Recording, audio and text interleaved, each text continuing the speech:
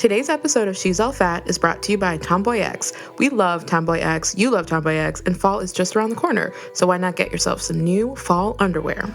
Tomboy X has lots of styles, cuts, colors, and prints, from bikinis to boxer briefs to trunks, as well as super comfy bras, and all options come in extra small to 4X. Whatever kind of underwear you want, Tomboy X has got your butt covered. The materials they use to make underwear are all eco-friendly, from the quick-dry, moisture-wicking fabrics of their activewear line to the super soft micro-modal fabric in the neutrals line. We also love that Tomboy X works with women-owned factories and makes sure that everything they make is ethically produced. We stand a comfy, cute, ethical undie. This is a new code, so listen up. Go to tomboyx.com/SAF2018 and check out their special bundles and pack pricing. She's All Fat listeners get an extra 15% off with code SAF2018. Again, code SAF2018 for an extra 15% off. Ditch whatever you're wearing for a pair of Tomboy X underwear. tomboyx.com/SAF2018. I've always wanted huge boobs, but like everyone who has huge boobs tells me that I don't really want them. So you just feel gaslit about your own experience. Yeah, absolutely. Calling body posse sisters, hush those diet culture whispers. We like your body big or small, rolls and ripples all for all. Sit on down, it's time to chat. She's all fat. I'm Sophie, I'm April, and this is She's All Fat. the podcast for body positivity, radical self-love, and chill vibes only. This week, we'll discuss Sabrina the Teenage Witch, bras, and the intersection between fat and non-binary identities. April, what are you obsessed with this week? Okay, I am obsessed with, number one, YouTube drama. Oh my God. Oh my God. If you know me, you know that I love celebrity gossip, and to me this is just another branch of celebrity gossip. Yes. Because it's like more accessible because they put all of their lives on the internet for me to watch, and it's like a shorter time period. Like a YouTuber could be famous for like 1 month and that's it. Yeah. And so like you have that 1 month to really watch their progression. So my new hobby when I'm like, on the toilet or like, bleaching all the surfaces in my house the 3 times a day that I do that, I will search like YouTuber blank lying for 2 minutes straight videos. And it's my favorite. Like it'll be a YouTuber just being like, I'm not wearing a weave. And then they put a picture of them like getting a weave or whatever. And they're like, they're a liar. So my favorite one is the clip I'm going to put in that I showed Sophie the other day. So I met her at BeautyCon LA last year in 2015. And tells the online world she died. I don't know why or how she died, but most people are saying that she got bullied in school really badly and it pushed her over the edge. I don't know if that's 100% true. It was 100% not true. It's so wild. I don't know why she would do that. Oh my God. So I watched that about 15 times. I just think it's so funny. I love the beauty guru drama. I don't know who Laura Lee is, but I do like watching that snot fall into her mouth. I think it's so funny.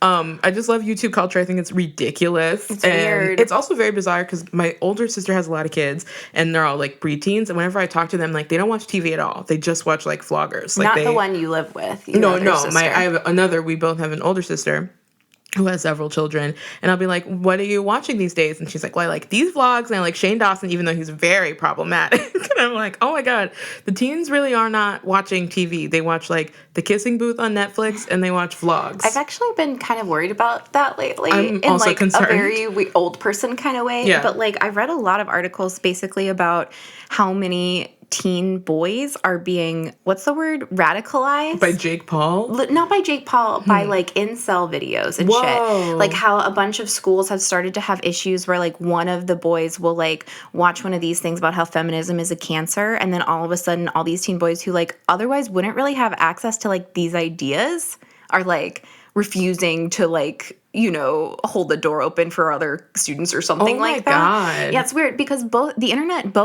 has clearly democratized like so much amazing stuff. But number one, it also allows terrible ideas to spread places that they normally wouldn't. Like the anti-vax movement is almost entirely like spread through the internet. So anyway, the internet is bad, but I do like making fun of YouTubers. Yes, it's amazing. And I do think they're ridiculous. I love it.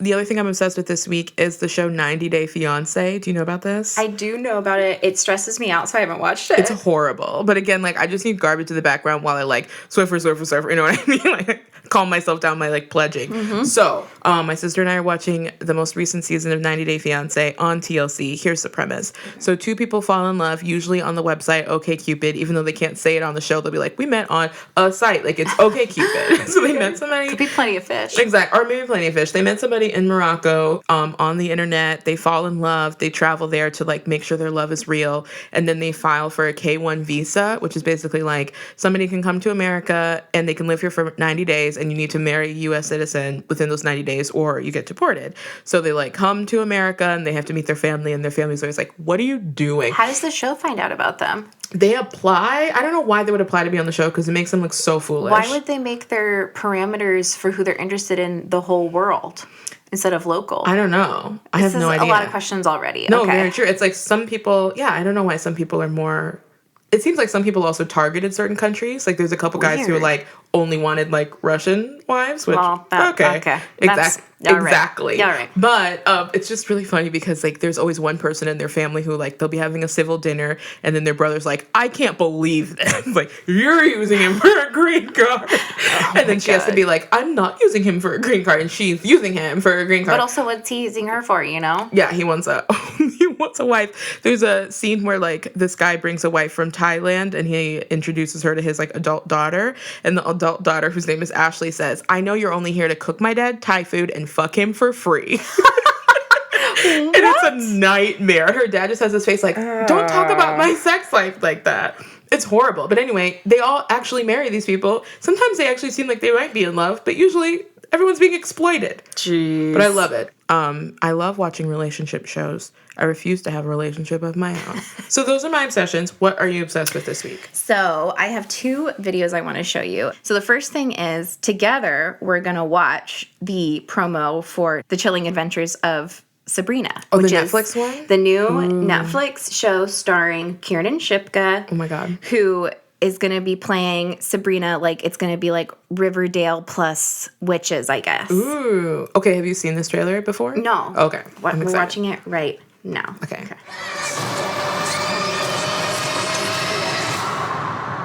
Happy birthday to you.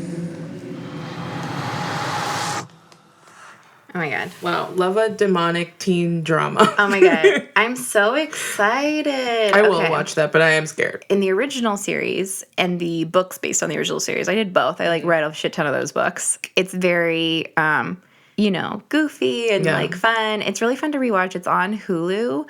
And I've been, like, rewatching a lot of old eps, especially if you're interested in sitcom writing. Yeah. It's really good sitcom writing. Classic. And the characters are, like, so vivid for, like, a 20-minute sitcom. I love that show. So there's, like, the comic Sabrina the Teenage Witch, and then there's, like, these ones, The Chilling Adventures of Sabrina, which is, like, the darker version that the show's based off of. So I'm hopeful that it'll either be good or bad good. Okay, yeah, like, I'm down for a hate watch, but I want her to do well. I like her. It drops on October 26th. Maybe we can watch that. Just in time for Halloween.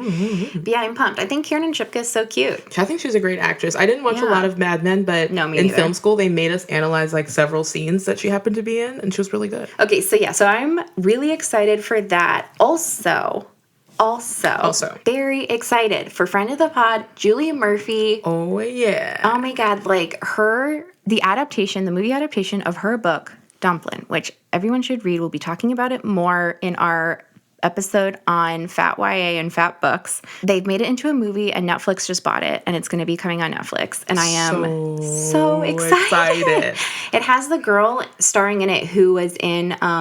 Is it Patty Cakes? Patty Cakes, yeah. Which I felt problematic about, but she was really good in it.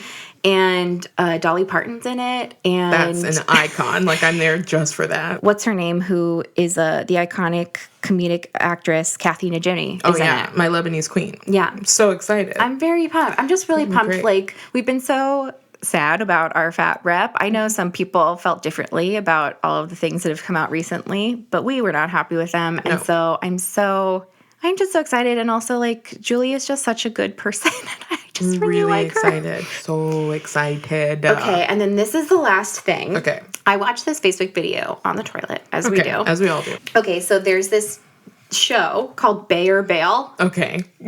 It's a prank show with a scary situation that one person in the couple like knows about. They're trying to see if their partner will bae, meaning try to save them from the scary thing, or bail, meaning just run away. Yeah. So this one is like there's an exorcist style situation where there's like a scary ghost girl. We'll watch Okay, it. Just I'm ready. gotta watch it. I'm Andrew, and today I'm pranking my girlfriend Samantha. I have told Samantha that we are coming to babysit my coworker's daughter. What did she say that she had on the phone? She was really, really vague about it. I thought it was the flu or something. That's not the flu, Andrew. That's not what the flu looks like. Olivia? You okay? Hey, I think we just...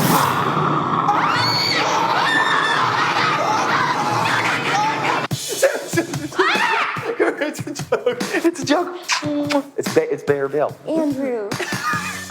Okay, so I feel like we're done. this is so funny to me because like I'm not laughing at it in the way I think you're supposed to laugh at it. Okay. Which is like, haha, like these idiots got scared or whatever. Okay. It's so ridiculous to me. Like, number one, if someone did that to me, our relationship would be over. Because why would How you want me to dare suffer? you? Like, how would you trick me to that amount? Yeah. Like, there have been a couple of things Victor didn't tell me about and like as a surprise, and my reaction is always like, how did you hide this from me? I don't think pranks are funny. I never think pranks are funny unless it's like very small. I don't think that making people upset is funny. Maybe that's just my anxiety disorder talking. No, I'm the same way. That's why I'm like, why would I pay to be scared on a roller coaster? Why would you take advantage of me? Like, why would you want to see me suffer? Like, if you were going to be scared, you have to choose to be scared. Yeah. You know, like, that's the reason. There's, like, I'll enjoy watching thrillers sometimes. But, like, I never want someone I trust to betray that trust. How could I trust you ever again? Okay, here's the other reasons I think it's funny. So I watched, like, 5 of these. Okay. Number one, there's always a couple. First of all, these are mostly straight couples. Okay. Heteronormative, like, straight couples. That would make sense. There's always one where the woman is the one who set it up, and she's like, he says he's a protector, so I guess we'll see. And he immediately bails every time. And then she's like, interesting. And, like, you know they're going to fight about Break it up later. with him, girl. Like, what a mess. if you're judging your relationship on if your partner will, like, punch a ghost for you, I'm sorry, but, like, what?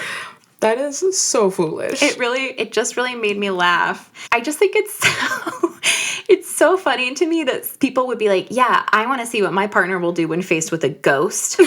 Like, what? Before I marry him, I need to know that he'll drag me away from the ghost. Like, what are you doing? And so I sent it to my family group chat, and I was like, would you bae or bail? I gotta know. Would Victor bae, you think? Victor would bae. I mean, I would like to believe he would bae. He would. I think the reason I know he would is that, like, when I first started having night terrors again, like, the first 2 times it happened, he, like, leaped out of bed, grabbed the pipe he keeps by the bed just in case, and was, like, outside trying to, like, figure out what was going on. A pipe? So he's, like, he was prepared. You know what I mean? You don't need to test him on bae or bail? No. And then all the men are like, babe, we're on bae or bail. Like, she's supposed to know what that is. Right. She's like, What? What is it? Isabel said she thought, she was like, you would definitely bail, because it reminded her of the time that when we lived in Pennsylvania and we had to clean the cat boxes out when they were in the, like, unfinished basement. Sometimes I would, like, make her clean the boxes, and then I would go downstairs and be like, Isabel, something's changing in me, and pretend to be a zombie and follow her around the basement. And she was like, the fact that you would do that makes me think that you would bail. And I was like, really? Because I committed to the bit, you know? My sister would bail. Really? She's done it before. There was one time where we were cleaning out the garage and we found a dead rat, and she pushed me towards the rat and then ran a block up the street. So, no, she would not take care of me. Would you bae or bail? I bail as well. You bail? I'm inherently selfish. Yeah. And I'm working on that. Anyway, wow. Amazing. Yeah, so that's my newest dumb mental game of the week. Would you bae or bail? Anyways. All right. Thank you for sharing. Let's move on to our shout out corner. Thank you so much to those of you who left a review for us on Apple Podcasts. Please keep doing that. It really, really helps us in a myriad of ways. in a variety of ways, in a whole bunch of ways. One of those ways is that leaving us a nice review makes us feel good, and another way is that it helps us get noticed, and another way is that when people are deciding whether or not to advertise with us, they look at how many like positive reviews you have. Just helps us a lot. So we really appreciate when people go on and do that on any app that you use, but specifically it helps a lot on Apple Podcasts. So here's the usernames for some people who have left us a lovely review, and we appreciate you. MGOTA, Badger Wi-Fi, I Hate Watermarks, V Norris Dietz, and Hey, What Happened? A funny name. Love these names. Love these people. Thank you so much. And now we're shouting out our Patreon shoutouts. These are people who have gone to patreon.com/she'sallfatpod and become patrons and supporters of this very podcast. We love you. And also, if you haven't heard your name yet, it's because we're working our way down the list. Unfortunately / fortunately, we have a lot of patrons. Yeah. Which is very exciting, but just means, maybe in 2 years we'll whisper your name. But we will say your name.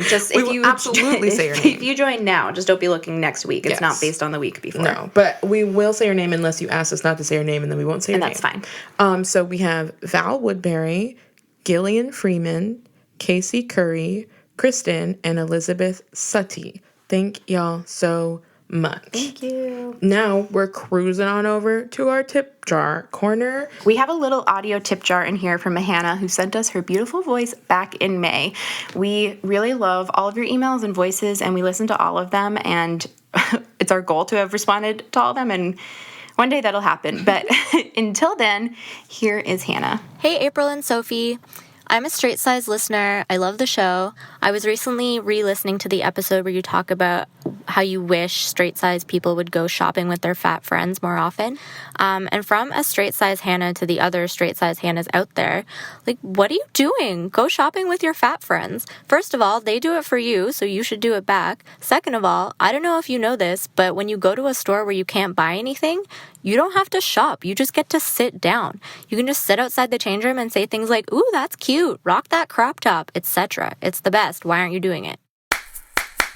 The next thing is we are doing another call for submissions for this season. As you know, we are doing intersections of identities that we don't personally have. Me and April don't personally have. So we're doing one about parenting, fat parenting / raising a body positive child. Neither of us have children or want them in the next several years. Sorry, at Mom. least. And so we get a lot of questions about how to raise a body positive child. And we're always just like, yeah, I couldn't tell you. So if you are a parent who is trying to do that, or you're like someone who trains people, or you're a therapist or something like that, you have ideas on this, go ahead and send us a voice memo. You know how to do it. We say it later in the app. It's on our Instagram. It's on our website. So please go ahead and do that. Also, regarding the super fat episode from a couple of weeks ago, we got an Instagram DM I just want to read a small part of from somebody who also went to Wellspring Fat Camps, which is like where the person we interviewed, Alex, went. This person says that they had like a totally different experience from Alex, which is really interesting to me. They went in 2005 to a version of the camp in upstate New York, and the camp was really focused on therapy, and they did like group therapy and one-on-one therapy all the time. And she says, quote, "For someone like me who grew up as the largest kid around, it was revelatory to meet and interact with fat kids who were normal people talking about boys and sex." And then she clarifies too, this isn't meant in any way to devalue or erase Alex's experience, just wanted to share that when I went to fat camp a long time ago, therapy was awesome. So that's interesting to me. Like, I, still think the idea of fat camp, which is like send your kid away so that they lose weight, is like fucked up. But it's also different to be like, send your kid to get therapy for if they have like, eating disorder or something like that. Therapy is great. Therapy is great. We're very pro therapy. So it's always interesting to hear other people's experiences with the places they send fat people. Totally. I'm curious. I really wanted to go to fat camp when I was younger, so it's interesting to hear what it was like. That's funny. I'm glad I didn't end up going, for the record. Yeah. Okay. Also, we want to mention the Patreon Facebook group. You can be in the Facebook group if you are Patreon at Team Paisley Moo Moo or above. It's a great community if you're looking for a place to talk about body positive stuff or other stuff. People talk about all sorts of shit in there. This week, people are talking about diet culture pet peeves, in implementing HAES, health at every size, policies at work, and how excited we all are that Julie Murphy's Dumplin is going to be a movie, as we said. Shout out to Very Julie. excited. What an icon. An icon. So exciting.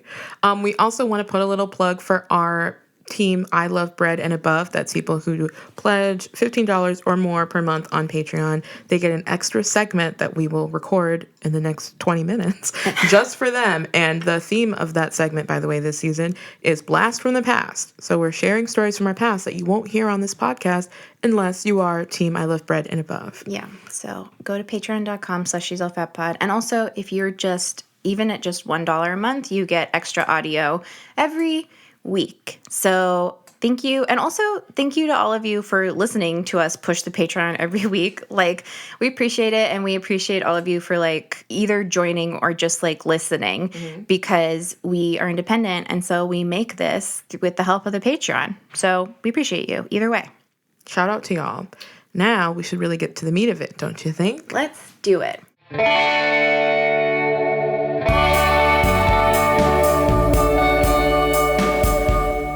The meat of it. This season, we're spending several episodes talking about the intersections within fatness that we ourselves, April and Sophie, don't personally experience. So this week, on the meat of it, we're talking about the intersection of being fat and non-binary. So we have a couple amazing interviews this week. We have an interview with Jay, who is our friend, and our other friend, Carissa's partner. Carissa, you will remember at Fat Girl Flow. She was our season 2 closer, and we were really lucky to have a wonderful chat with Jay, who is at Comfy Fat Travels on Instagram and at Comfy Fat on Twitter and on YouTube, who is fat and non-binary and a blogger and our friend. So listen to this interview. Jay was super gracious. They're awesome. They're really funny. And they helped us learn more about this intersection. So let's go. Chew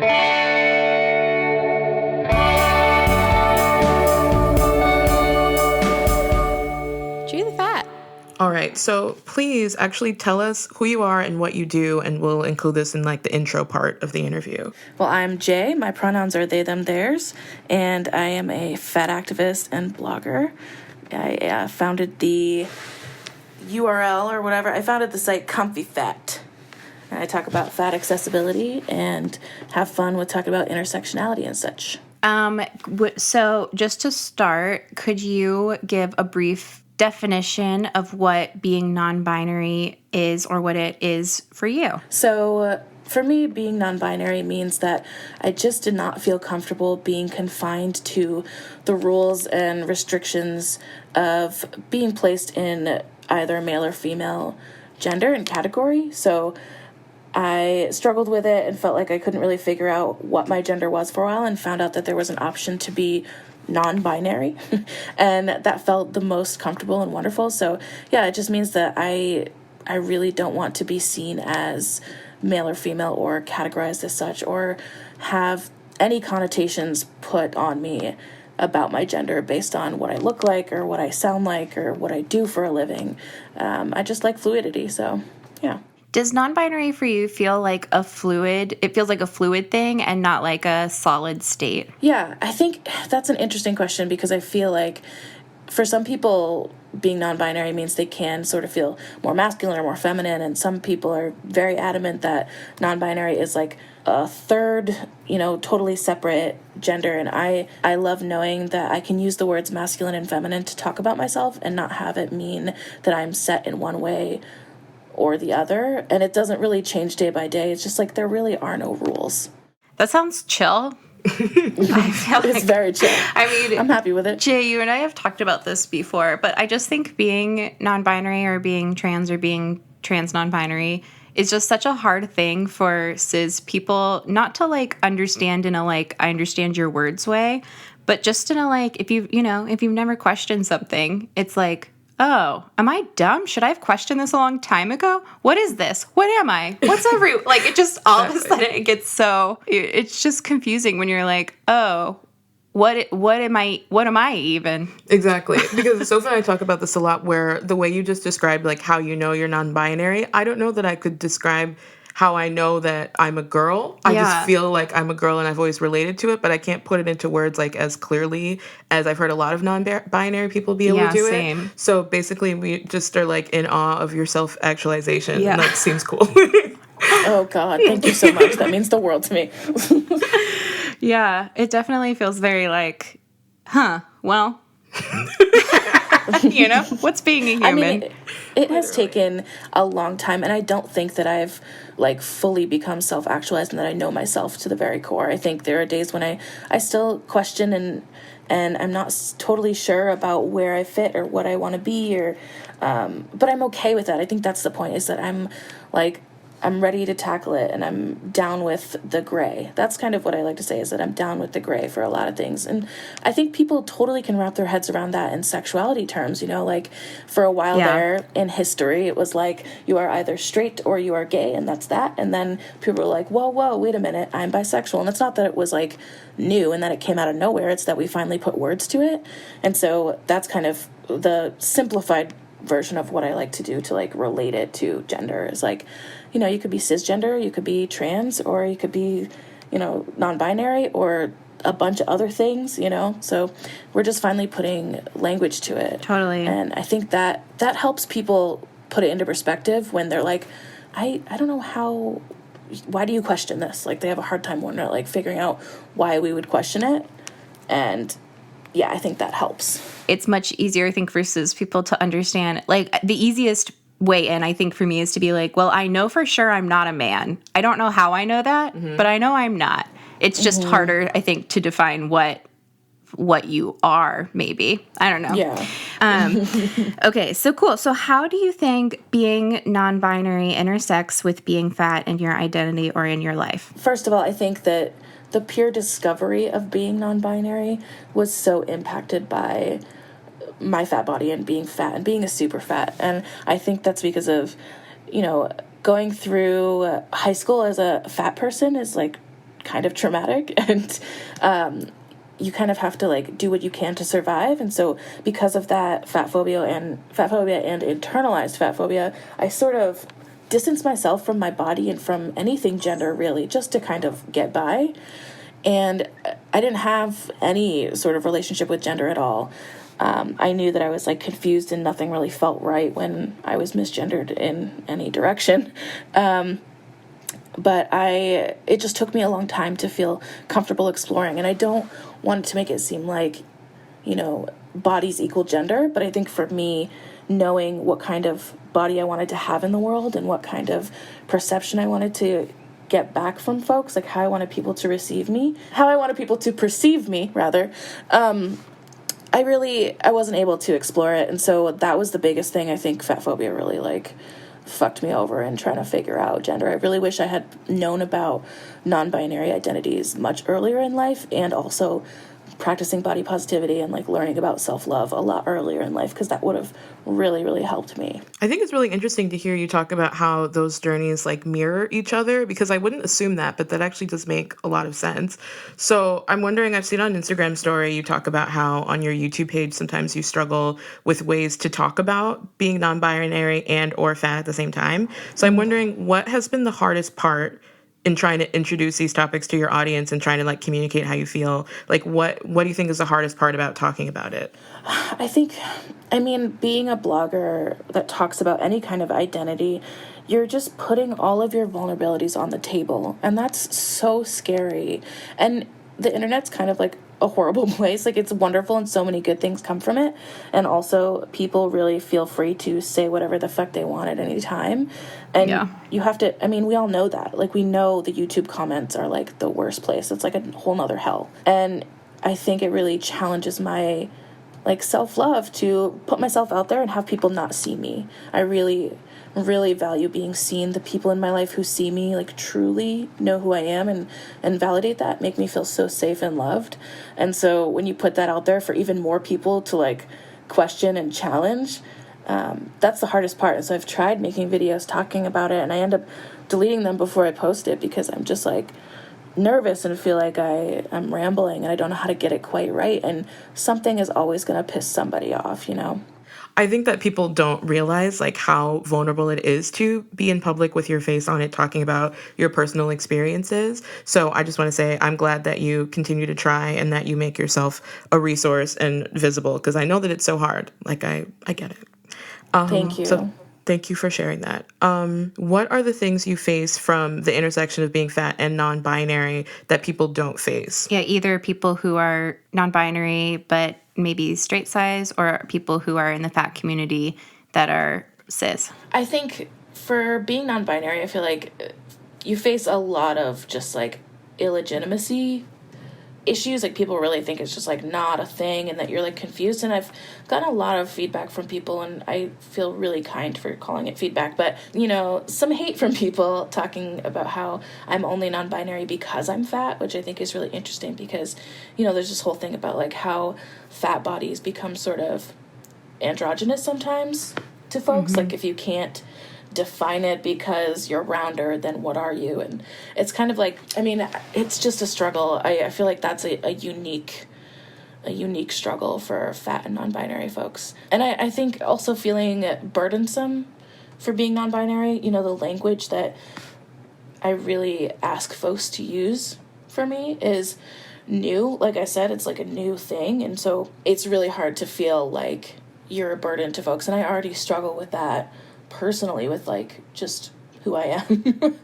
I really wish, I mean, I'm hopeful that in the future, just as I think like fat acceptance and fat positivity are becoming like slightly more mainstream, like I've seen a lot of progress in the last couple of years. I hope that like more discussions about gender stuff that like include education about non-binary identities becomes more mainstream. Like if the people who are kids now were just told like, you could be a man, you could be a woman, you could be non-binary, you could be genderqueer, you could be anything. And then they'd be like, okay, whatever. And then it wouldn't be like, it wouldn't be confusing to people, you know? Yeah, it's amazing because I feel like that's actually kind of how kids do react. I've had a couple instances where kids of different ages, but most specifically Carissa's niece, she's 5, and just correcting pronouns to a 5-year-old is like really funny because they kind of just like make a confused face and then like go along with it.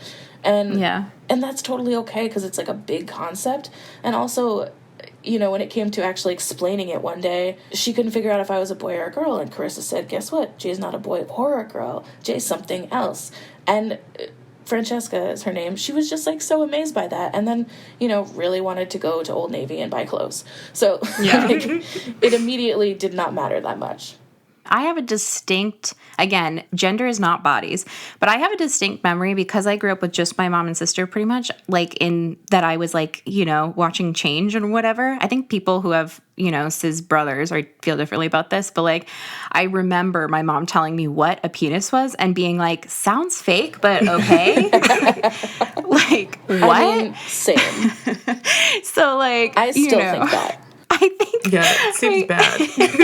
My mother has never said the word penis to me, by the way, and she's a nurse. Wow. So oh my God. It's never coming up. So I just kind of think like if we just, you know, talked about it differently with kids, they'd be like, whatever, we literally don't care. And then people would be normal about it, you know? Right, absolutely. I mean, I would hope that's like a very simplified version of like what would happen. But I truly do. Like I have such a strong memory of my mom explaining like heterosex and then being like, sorry, what do you want me to do eventually? Like, what is it? No, thank you. And what do they look like? Why? Like, anyways, so what do you love or celebrate about being fat and non-binary? I love being non-binary and having a partner who is so understanding of non-binary identities because there's just no role restrictions, you know, like in a relationship I get to be whatever feels right and we get to communicate a lot about it, and it's not assumed that I am going to act or say or be one way or the other. The dynamic is just completely fluid and unrestricted, which is something I really, really love. I think it also makes me understanding, and not to say that I like am so much more realized, like, you know, than everyone else, but I do think that being non-binary and finding such a safe place in being non-binary makes me more apt to be understanding of where gender feels and not fitting in any boxes, really. Like, I feel really open-minded, and I'm happy and excited to learn more. And so, that's really great. And then what do I celebrate about being fat? I mean, can I be real? I think fat sex is, like, amazing. I am super wholesome, but I am open about talking about, things like this when we're getting real. But I just think that, especially because we're two fat people who are really interested in accessibility, we really want to communicate about what works and what doesn't, and how to make it the most comfortable and best experience possible. And I think that growing up, I really I didn't have any representations of fat people having any sexuality at all. And so it's been really amazing to date a similarly fat partner, because I feel empowered. We feel empowered by our sexuality and intimacy. It's not just about the hardcore banging that is really wonderful. It's I don't know, just being in love and being close to another person, and simple things for all of my life, nobody touched my stomach. Even just in a hug or whatever, cuddling, people would avoid that part of me, and I sort of took that in as oh, they're supposed to avoid that, when really that was just their discomfort with it, And I mean, we're just happy to touch each other anywhere, and it just feels so safe and loving. That's so nice. That is beautiful.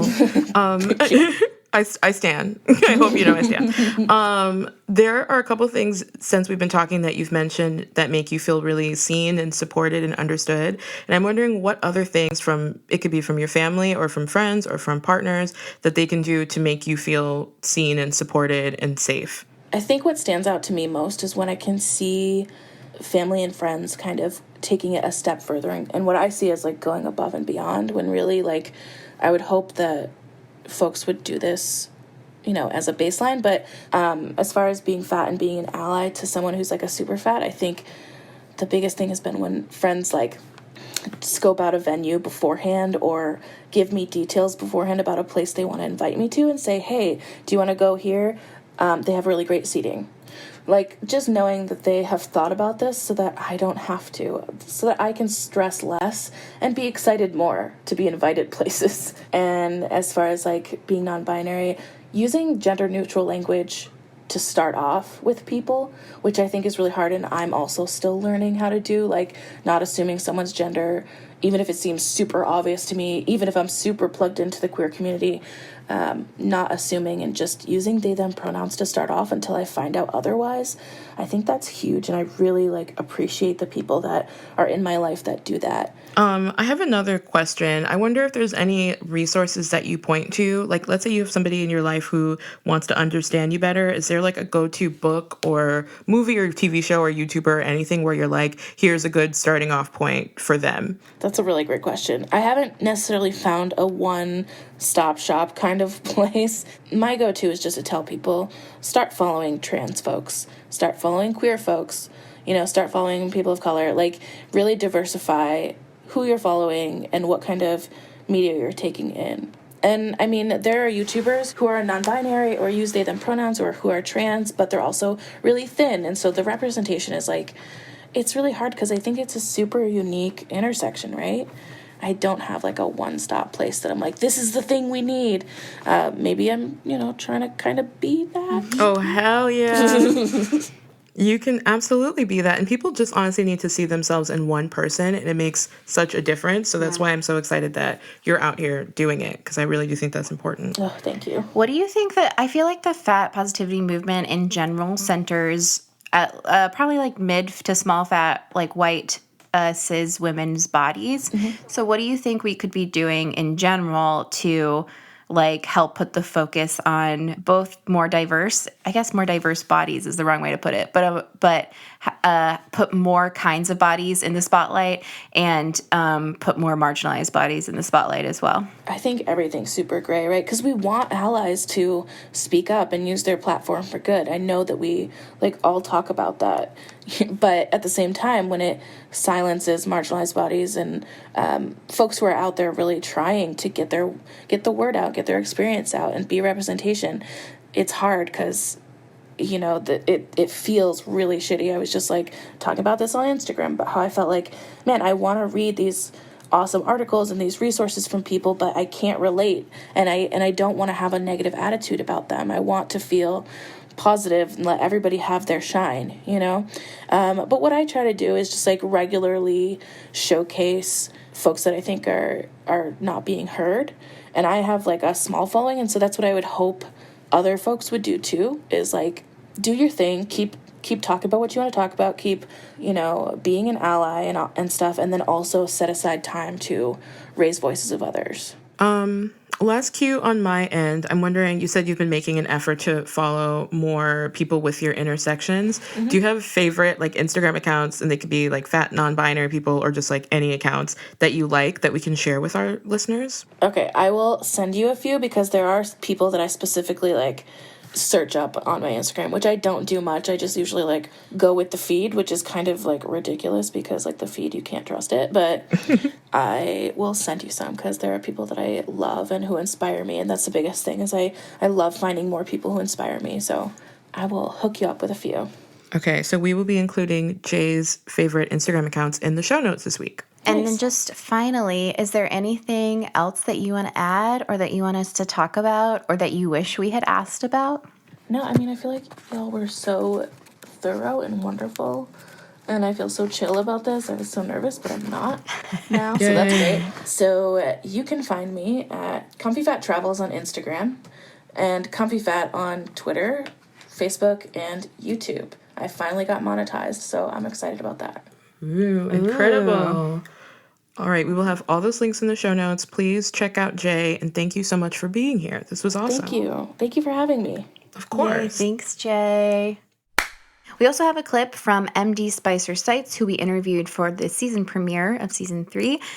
We chewed the fat with them before, and they are a non-binary educator and activist, and they also gave us some amazing resources that we can use to learn about the experience of being non-binary. So here is that clip. Building Allies, the organization that I have volunteered for a long time with, they're amazing. They're based out of Los Angeles, but Kyle Sawyer, he's a trans identified activist, and he does work all over the country. They are an amazing storehouse of resources. The website is www.buildingallies.org, and they have a really amazing media page with interviews, mostly interviews with Kyle. You know, an applicable article to just about any type of marginalization is the infamous Unpacking the Invisible Knapsack by Peggy McIntosh. Sort of like a starter read, and it's really centered around white privilege, but we use it with Building Allies, and it really does apply if you just sort of insert marginalized experience here. There's another article that's called How to Tell the Difference Between Real Solidarity and quote-unquote ally theater. And I think it's a really useful read. I think it takes apart like how to not just be performative in your allyship, but really come into solidarity. A couple of my favorite videos. Kimberle Crenshaw has a TED-Talk on her theory of intersectionality, and I think that's really important foundational resource when you're considering identities outside of the binary. There's a awesome video on YouTube, and it's called Janet Mock Flips the Script, addressing a reporter who has asked her to prove her womanhood, which I think that's amazing. There's an awesome organization. It's based in LA, but I mean, they're on social media called Q Youth Foundation. They promote a positive culture for folks outside of the binary, for queer identified folks. Wow, that's an amazing amount of resources. That's so helpful. I feel like it was not that long ago that any mention of like anyone gender nonconforming or trans, it was like Degrassi, and that's all I knew about it. Like as a cis person, they got you at first, but we're definitely still lacking. Yeah. So thank you for sharing such like literally a wealth of information. Yeah, it's amazing. And I think that's it. Thank you so much for taking the time to walk us through all of this. This was so helpful. Finally, we have our listener voice memo. So we put out a call to our non-binary listeners to send in voice memos about their experiences, what they wish people knew about being non-binary and fat, and anything else they'd like to share. So thank you so much for your generosity in recording those and sending them over. And here they are. Hi there. I am a recent super fat and a non-binary, gender fluid femme daddy. As someone who expresses their gender through fashion, I oftentimes find it really hard to find masculine clothing to fit me because it's just not built the same way and it's not prepared to handle the distribution of my fat, such as in my chest, hips, and butt area. No matter what I do, I cannot hide them, and that oftentimes leaves me being perceived as a woman. And it almost feels like in this extremely gendered world, everybody else owns my body, when that is not the case. I own this gender flux body, and I am exactly who I say I am. Dealing with everyday dysphoria from strangers misgendering you is really rough, and that's why I think it's really important when you first meet somebody to ask pronouns in a respectful manner. Hi April, Sophie, and the SAF crew. My name is Hannah. I'm a 2 to 3x size fat, depending on the brand, and I identify as gender miscellaneous. I don't necessarily feel comfortable defining my gender as something that it's not, and that's why I don't really use the term non-binary or gender non-conforming. I think that there are a lot of fundamental flaws in our language around gender, but that's for another podcast entirely. I didn't understand my identity until I turned 25, and I didn't come out until then either. For most of my life, I spent a shit ton of time, energy, and money over-identifying with femininity and never, ever feeling comfortable. Feeling as though I had to make visual and tangible excuses for my fat body, rather than just being fat and comfortable. I always felt that because of my size, and that because I'm cis-presenting and passing, I had to conform my appearance to something that was feminine and something that was palatable. And I've realized that over the years, internalizing all of this negativity and not having access to the LGBTQIA+ community and all the info that comes with it as a teen set me back about a decade in terms of emotional development. So anyway, that's my life. I don't know if anyone else has experienced that, but that's certainly my journey. All right. So now that we've listened to all these beautiful non-binary voices, what are your biggest takeaways? Just that this is an area where I don't feel like an expert and I don't feel super educated, and I'm really glad we did this, like, so I can continue to pursue learning through these resources and like becoming a better ally and a better person. Absolutely. I'm happy we did this episode and we're doing episodes like this to sort of model what it looks like to try to be an ally and try to grow, because I don't want people to think that it's like you're foolish if you don't understand exactly what this person's experience is like. It's more like we're coming in kind of day one, just like anybody else, and we want to make our space an area where people can learn in a respectful and educational way. And so I'm happy people can see kind of what that looks like, and I hope people enjoyed the people we interviewed because I thought they were all amazing. And finally, I just wanted to talk about how we pledge to make SAF an inclusive space for non-binary people to continue making it that space. I think we can just continue to try to make sure when we spotlight people or when we have faves that we are including other people than just cis people. Yeah. What do you think? I think, that's the main thing, is trying to bring in as many voices for as many other experiences as we naturally can with the pod. Because for me, it's like everything we talk about on the show is through our specific lens and through our specific experience. And like, I don't claim to be an expert on anyone else's experience, but I really want to hear about them. So I want to continue to make more areas in the show where we can bring in more voices and all grow together. Like I want to support and make it easier for more people marginalized by gender in this specific way to tell their story so it becomes more normalized. And on their own terms. Yes, exactly. That's really important. So that's another thing I'm interested if anyone has like a good resource for that, that would be great. So yeah, we're going to keep working on it, and feel free to continue to hold us accountable. Our audience is pretty good about that. So great. But yeah, that's the meat of it for this week. We've solved how to listen to non-binary people?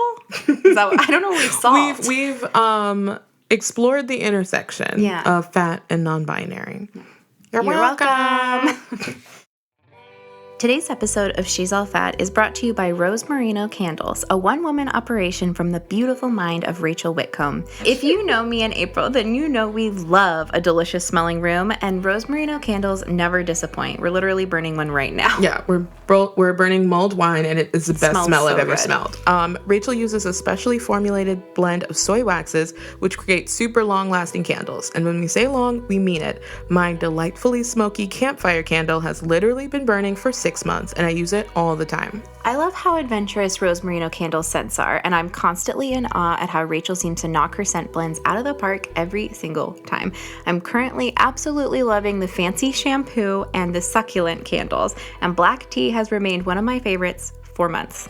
Not only do we love Rose Merino's legendary scents, but we also love Rachel's commitment to sustainability behind the scenes. There's no plastic in any of the products, and all packaging is either reused, made from post-consumer waste, 100% recyclable, or biodegradable. She's All Fat listeners can get 20% off and free shipping on their first order by entering code SAF at checkout. Just head to rosemerinocandles.com, fill your cart, and enter SAF at checkout. That's ROSMARINO candles.com. The link is in our show notes. I really want people to buy these. I'm going to go use our own code. We're very serious. These candles are incredible. They've got the wood wick. It makes the nice sound. They smell so good. It's pretty. It's got the white outside with the pretty little writing. It's just, they're it burns forever. Good. And I usually don't like super sweet scents, and these are not too sweet. They're just the right amount, and they don't smell fake, and they're great. Get you some Rose Merino candles. Get some now. Go right now. And now it's time to Ask a Fattie. If you want advice, you can send a voice memo of yourself asking a question to FYI@she'sallfatpod.com. You can record it on your computer or the voice memo app on your iPhone. Just keep it short, about 1 minute max, or if you're shy, you can send us a plain old email at FYI@she'sallfatpod.com, and we might answer your question right here on the show. This week on Ask a Fattie, we have a very special letter from Hannah. Hi, April and Sophie. As a young plus-sized woman in my early 20s, I've always struggled the most with one particular item of clothing: bras. Back in middle school, I developed really quickly, and my cup size became way bigger than my waist size, and quote-unquote out of proportion. It's hard for me to find cute or sexy age-appropriate bras in my size because, newsflash, only 2 stores actually carry my bra size.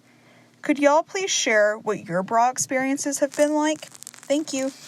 Okay, thank you so much for that question, Hannah. I have a lot of thoughts about bras. Fun fact, I used to work at Victoria's Secret in high school and in the beginning of college, so I've touched a lot of bras. I've measured a lot of people for bras. Let's see, the beginning of my journey was just buying bras the same places my mom would buy bras. So I feel like Lane Bryant, they don't last that long, to be honest, but they cover a wide variety of sizes, so that's nice. I used to get just sports bras at Target, but as far as cute bras in larger sizes, where I would go to for that now is Soma. I don't know if you have a store nearby, but there is a website where you can get a cute little lace detail. Yeah. They have nice push-up ones that aren't painful, because sometimes if you have larger boobs, a push-up bra is just that's too much. It's shoving a balloon into a can. Jeez. That's how it feels. Also, I just found out that ThirdLove has extended their sizing, so now they go up to band size up to 48 and then cup size up to K. Okay. So that is pretty wide, and I usually don't hear about people extending that far up. But yeah, as far as cute bras, all my bras are very utility. I have flesh tone or black bras. But for cute ones, I would go Soma. Tell us about your bra journey. You're a bralette icon. I've always wanted huge boobs, but everyone who has huge boobs tells me that I don't really want them. So you just feel gaslit about your own experience. Yeah, absolutely. And but I don't know. I don't care as much now. I used to care a lot before, especially when I felt very uneven. Mm-hmm. In my proportions or whatever, but it's kind of bullshit, so whatever. I was bullied really bad in elementary school, not really so much in middle school, but there's this one kind of mean girl who like she told everyone that I needed to use 2 tampons at a time. And I remember reading that. Yeah, and then she also one time on AOL Instant Messenger, she messaged me like, just so you know, you need to get a bra. Like, it's time, and like, I'm telling you this like for your own good. Wow. And I was like, oh, okay, thank you. Oh my God. Yeah, and I was like so embarrassed. And that's when I started wearing like bralettes, but I didn't even really need them, honestly. Just, Why did you do like an intervention chubby. for you? Yeah. I was just chubby, and like, you know, in 7th grade, if you're chubby, then, and you don't, even if you don't have boobs, you have like boob flaps. Yeah, you just have some fat in that area. Yeah. But they weren't real developed boobs. Anyways, I wore a lot of bras from the Gap until I sized out of them. But I just constantly reorder like the plain black bralette, like lacy bralettes from Torrid. They're like so comfy. It's just like wearing a shirt under my shirt. They're not push up or anything. Like I definitely look flatter when I wear them, but I kind of don't care. Yeah. Mm-hmm. Like I don't want to wear underwear. I'm freelance. If I'm going to push my boobs up, it's got to be for someone to see. Very true. Not the dog. Like these days, and I've never used to be like this in the past, but these days, truly, an underwire is like a special occasion. Why? Like I'm not. Yeah, I'm not gonna do that. I'm not doing that. I'm like very frequently braless these days. Yeah. Much to my mother's dismay. But guess what, Mom? I'll do what I want. Like my 2 go-tos for shopping resources are always Carissa Fat Girl Flow has like any kinds of shopping resources you might need on her website, and we will link to that. And also, I follow this person or mutuals with this person named Cora Harrington on Twitter, who is a really cool Black lady who does like lingerie stuff. Like her book and stuff is like written in a way that's very inclusive of all sizes, which is amazing. And we'll link in the show notes to an article that she shared one time that was like, here's like some resources for plus size bras. And I saved it because I trust her, because I think she's very thoughtful and cool. Yeah, she's the Lingerie Addict, I think is her website, and she's very cool. Being body positive about things has really, like we've said before, it makes the answer for a lot of things like, I don't care, more than like, I feel very positively. I'm just like, I don't give a shit anymore. I want to wear a bralette because it's comfy. It saves a lot of time, honestly, to just sort of like let these things go. And that's different than the utility of like needing to find a bra, because by the way, wearing the right bra size can like affect whether or not your spine is like aligned correctly. Back pain stuff. That's important. But just as far as being concerned about what your boobs look like to other people, yeah, it saves time by no longer caring. Because I used to be like, oh my God, everyone can tell my tits are totally different sizes. And by the way, they are totally different sizes. But you know what? I no longer have time to care about that. Well, I hope this was helpful to you, Hannah, and let us know if you find good bras that you're looking for, and pass it along, and we'll make it a tip jar. That's it. Thanks for the letter, Hannah. Thank you. Now let's move on to It's Okay You Can Ask, where we get extremely nosy, but it's fine because we have each other's explicit permission in this space. We'll find out the answers to our burning questions like, why are so many white people using natural deodorant? Or what does sucking your teeth sound like? Okay, so this week it's my turn to ask a question, and I have a question. Here's the disclaimer. Okay. Number 1, I know that you're only speaking from your experience and not everyone's general experience, so like please don't take this as this is an entire intersections experience. It's just Sophie's perception, okay? I'm just asking a question because I'm curious. I just don't want anybody to misconstrue it, okay? Yeah. One time we were together and we had an interaction with a person who was very beautiful, and afterwards you made it clear to me that it was like they had clocked you as queer, you had clocked them as queer, and you had a interaction based on that. And I was standing right there and I didn't know what the fuck was going on. So, again, not speaking in generalization, so just speaking in your personal experience, like how could you tell, like, what was going on? Well, first of all, there are things that queer people do that are, like, signifiers, you know, of queerness. And there's also just, like some of it is conscious and some of it's unconscious, you know? I have been clocked as queer now that I realize I am. Okay. In a way that I don't know that if I was before, I wasn't noticing if I would. Like, sometimes you can, like, somebody comes out or comes out to themselves and you were like, yeah, you kind of seemed queer before. Yeah. Do you know what I mean? Yes, exactly. But I don't know if I was doing that or not. I don't, like, have a good sense of it. But I'm not consciously doing anything different to put it out, except I have slightly different behavior, I guess. Like, just kind of the same way that you would be able to tell if a man was interested in you. Okay. Like, if they were like looking at you in a certain way or like the way that they approached you to talk to you in a certain way. But with queer people in general, I feel like it has been much less threatening for me. For sure. Than straight men.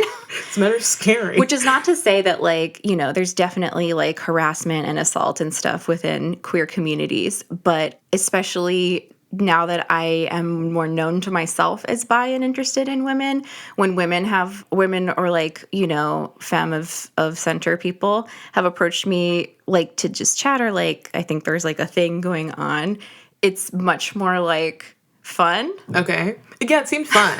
Like, I felt like I was missing out on something, and it's not my place to be a part of it, but I was like, wait, huh? It can be very easy to create, like, quote-unquote sisterhood with other, like, straight women. Mm-hmm. You're in a bathroom, and you're like, love your shirt, exactly. Whatever.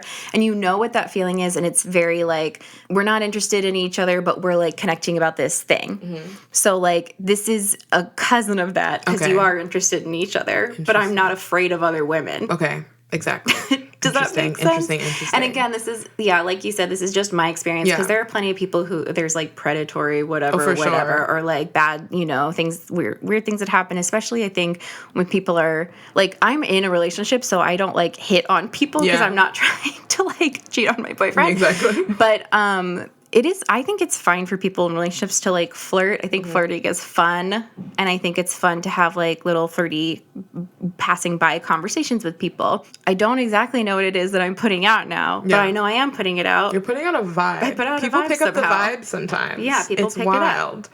I don't know. Yeah. It's like all the things that a straight man would do to a straight woman, except like way less and not usually as scary. And it seems more thoughtful. Not aggressive. But like more intentional. It's more like a bid. It's like, hey, are you interested in talking? Yeah. Instead of like, I want to talk to you, so I'm going to talk to you. Yeah, exactly. I remember after the interaction I'm thinking of, so we were at a spa, and you were like, oh, I knew that they were just hitting on me because they asked me for my skincare routine but didn't write down any of the product. Well, she like touched my cheek. Yeah. And she was like, you have beautiful skin. It was like amazing to watch. You're like being caressed. I was like, should I call the police? I didn't know what was going on. No, it was very flattering. It was amazing. I loved being a witness. Yeah, I don't know. I think part of it's just, I feel now that I realize I'm bi, I'm just more open to like anyone being, again, I'm in like a monogamous relationship, but I'm like, I could be attracted to anyone. Mm-hmm. Anyone could be attracted to me. It feels just like a vibe. It's just a vibe, and I wish straight men were much better at reading vibes because I am never wanting a straight man to talk to me in that way. They're like, well, you want it because I want it, right? Never. Horrible. Never. Well, thank you so much for letting me into your world. I'm just so curious. Sorry that I don't have a better answer. I'm just a baby bi still. Ooh, baby bi. Do you want to put that on a button? Baby bi. I love that. Just always say, always be marketing, like ABC. Always be closing. Like, how can we market our experiences? But yeah, you know, non-cis straight men flirt with me. I love it. Fuck yeah. Yeah, also, Maria, please do listen. We've done this podcast for a full year. I don't have a single love letter. I don't have a single, well, actually I have one person, but I don't have like somebody who's like hot and in love with me because of this. I've never gotten a love letter from the podcast. Why haven't we? Wow, that's a good question. Well, you're aggressively straight, and I don't think that many straight men listen to this podcast. Anyway, thank you so much for sharing. I love hearing about this. Thanks for asking. It makes me feel very cool. Really? Okay. It's cool to like have something that you don't have. All right. That's enough. And that's our show. Be sure to check out the show notes for links to the stuff we mentioned today, and don't forget to send us your questions via email or voice recording to fyi@shesallfatpod.com. Please make sure to leave us a review on Apple Podcasts. It's super important in making sure people find the show. If you leave us a review on Apple Podcasts, we'll give you a shout out on the pod next week. She's All Fat is created, produced, and hosted by us, Sophie Carter-Kahn and April K. Quio. If you'd like to support the work we do, you can join our Patreon by visiting patreon.com/shesallfatpod. When you pledge to be a supporter, you'll get all sorts of goodies and extra content. Our music was composed and produced by Carolyn Pennypacker Riggs. Our website was designed by Jesse Fish, and our logo is by Britt Scott. This episode was mixed and edited by the iconic Maria Wertel. Special thanks to our fairy intern mother, Lynn Barbara. Our Facebook, Instagram, and Twitter handles are @She'sAllFatPod. You can find the show on Apple Podcasts, Spotify, Stitcher, Google Play, and wherever else you get your pods. Bye!